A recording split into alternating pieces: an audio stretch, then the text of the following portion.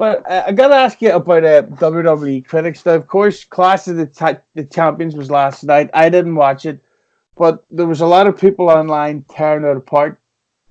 But I think that WWE have this thing where they can do no right, where it's like people almost go into their shows with the intention of wanting to not like it, if that makes sense. Do you know what I mean?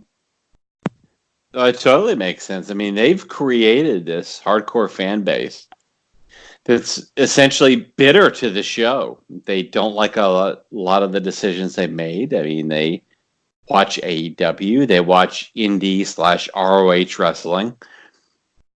You know, WWE is in an identity crisis. What do they really cater to? You've got a show in Raw, for example, that's the average viewer is 50-something years old. It's on 8 to 11. I don't know about you, but not many kids are watching till 11 o'clock at night. They're fucking going to school. Their parents are saying, hell no, motherfucker, your ass is going to bed. Right? So it's just an identity crisis in what audience do we cater to?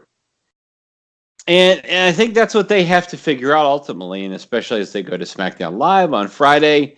And again, that younger audience is going out at night. They're not going to watch SmackDown. I mean, the people who currently watch SmackDown are going to watch SmackDown. But outside of that, how many people that are new, that are football or sports fans on Fox, are really going to watch SmackDown? And I think that's their dilemma in trying to draw a new audience. Yeah, that's what I call the Star Trek conundrum. Like, you could do whatever you want with the next Star Trek film, but only Star Trek fans are going to watch. You could put fucking Eddie Murphy as Captain Kirk, and only Star Trek fans are going. I agree. I mean, it is what it is. Like, the thing about this is, honestly, I'm surprised they haven't figured this out. There is a niche audience base. They're going to watch no matter what. They could put the dumbest shit ever on TV, and they're going to watch, right? I mean, that's just a wrestling fan. They've watched for 30 years, 40 years, 20 years, whatever.